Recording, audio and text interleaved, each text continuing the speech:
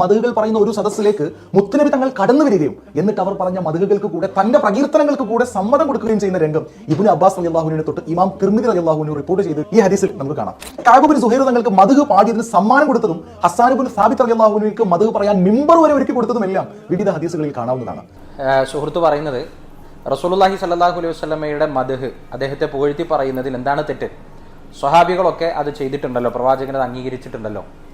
നമ്മൾ നബിദിനം പ്രവാചകന്റെ ജന്മദിനം ആഘോഷവുമായി ബന്ധപ്പെട്ട തെളിവുകൾ ഉദ്ധരിക്കാനാണ് അദ്ദേഹം പറയുന്നത്. സ്വഹാബികളൊക്കെ പ്രവാചകനെ പുകഴ്ത്തിയിട്ടുണ്ട്, മദഹ് പറഞ്ഞിട്ടുണ്ട്. മദഹ് കാവ്യരൂപത്തിലായാലും പറയുന്നതായാലും ഒക്കെ ഉണ്ടായിട്ടുണ്ട്. അപ്പോൾ അതിലെന്താണ് തെറ്റ്?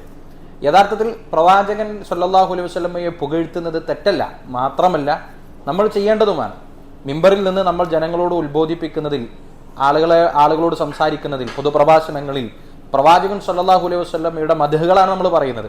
അദ്ദേഹത്തിന്റെ സ്വഭാവവും അദ്ദേഹത്തിന്റെ വ്യക്തിത്വവും അതൊക്കെയാണ് പുകഴ്ത്തി നമ്മൾ പറഞ്ഞുകൊണ്ടേയിരിക്കുന്നത്.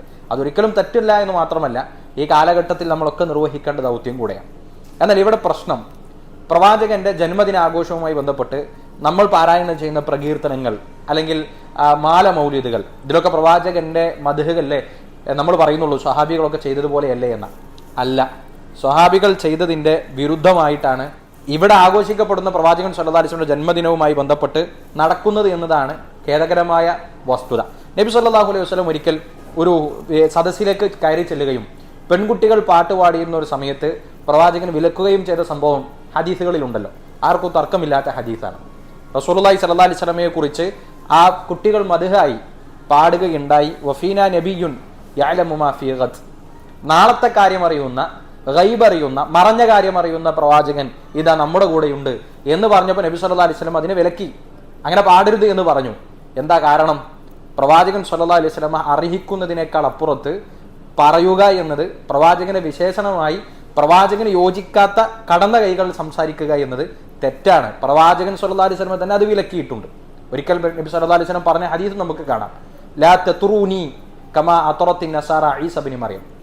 ഈസാ നബി അലൈഹി സ്വലാത്തു വസ്സലാമയെ ക്രിസ്ത്യാനികൾ പുകഴ്ത്തി പറഞ്ഞ് അതിര് കടന്നതുപോലെ നിങ്ങൾ അതിര് കടക്കരുത്. നോക്കൂ, നമ്മുടെ നാട്ടിലെ മൗലിദിന്റെ കിതാബുകളിൽ പാടുന്ന ഒന്ന് രണ്ട് വരികൾ ഞാൻ പറയാം. യാ റബ്ബി സ്വല്ലി അല നബി മുഹമ്മദ് മുൻജിൽ ഖലായിക് മിൻ ജഹന്നമ ഫീ ഗദ്. നബി സല്ലല്ലാഹു അലൈഹി വസല്ലമയെ കുറിച്ച് പറയുന്നത് നാളെ ജഹന്നം എന്ന നരകത്തിൽ നിന്ന് ഞങ്ങളെ രക്ഷപ്പെടുത്തുന്ന റസൂലുള്ളാഹി സ്വല്ലല്ലാഹു അലൈഹി വസല്ലം. സുബ്ഹാനല്ലാഹ്, ഇത് മദഹാണ് സുഹൃത്തുക്കളെ. നരകത്തിൽ നിന്ന് രക്ഷപ്പെടുത്താൻ അല്ലാഹുവിനല്ലാതെ ആർക്കാണ് സാധിക്കുക?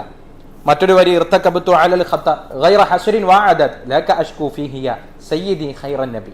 ഞങ്ങൾ ഒരുപാട് തെറ്റുകൾ ചെയ്തു പോയിട്ടുണ്ട്, പ്രവാചകരെ അങ്ങയോട് ഞങ്ങൾ ഇതാ പരാതി പറയുന്നു, ഞങ്ങളുടെ പാപങ്ങൾ പൊറുക്കപ്പെടാനെന്ന. നോക്കൂ, നബി സല്ലല്ലാഹു അലൈഹി വസല്ലം തന്നെ നമ്മളോട് പറഞ്ഞിട്ടുള്ളത് ഇദാ സഅൽത ഫസ്അലില്ല, നിങ്ങൾ ചോദിക്കുമ്പോൾ അല്ലാഹുവിനോട് ചോദിക്കണം. പ്രവാചകന്മാരുടെ സ്വഭാവമായി കൊണ്ട് ഖുർആൻ പറഞ്ഞത് ഇന്നമാ അഷ്കു ബസ്സി വഹുസ്നി ഇലല്ലാഹ്, ഞങ്ങളെ പ്രയാസം ഞങ്ങളെ ഖേദവും ഒക്കെ ഞങ്ങൾ അവതരിപ്പിക്കുന്നത് റബ്ബിനോടാണ്. ഇവിടെ റസൂലുള്ളാഹി സ്വല്ലല്ലാഹു അലൈഹി വസല്ലമയുടെ മദ്ഹ് പറയുകയല്ല, പ്രവാചകൻ അർഹിക്കാത്ത, അള്ളാഹുവിന് മാത്രം വകവെച്ചു കൊടുക്കേണ്ട വിശേഷണങ്ങൾ പ്രവാചകനിലേക്ക് ചേർത്തി പറയുക വഴി പ്രവാചക നിന്ദയാണ് നമ്മൾ നടത്തുന്നത്. സഹോദരങ്ങളെ, ഈ രൂപത്തിലുള്ള കാവ്യങ്ങളിലൂടെയല്ല പ്രവാചക സ്നേഹം നമ്മൾ വെളിവാക്കേണ്ടത്. തീർത്തും പ്രവാചകന്റെ ജന്മദിനാഘോഷം പ്രമാണങ്ങൾക്കെതിരാണ്, ഇസ്ലാമിന് അന്യമാണ്.